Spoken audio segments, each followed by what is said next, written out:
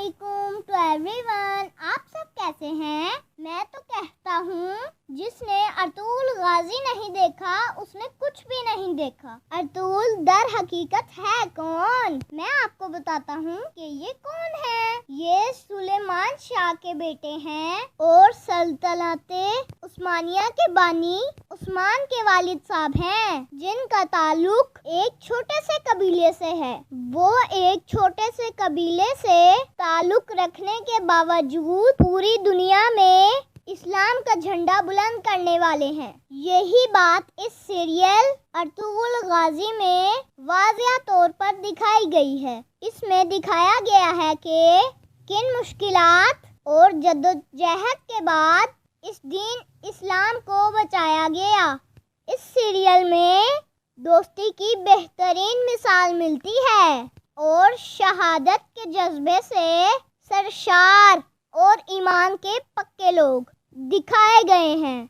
इसमें ये भी दिखाया गया है कि कैसे बाहर के दुश्मनों से और कुछ अपने गद्दारों से कैसे निपटा जाए। ये भी के तमाम आजमाइशों पर और जैसे भी हालात हों उन पर सुन्नते मुहम्मदी के मुताबिक कैसे सब्र किया जाए। मैं तो बहुत शौक से देखता हूँ। मुझे ये ड्रामा बहुत पसंद है। हमें तमाम फजूल कार्टून्स और मूवीज़ वगैरह तर्क करके ऐसी तमाम सीरीज़ देखनी चाहिए। मुझे तो ये समझ नहीं आती कि वो कौन लोग हैं जिन्होंने इस ड्रामे पर तनकीद की है।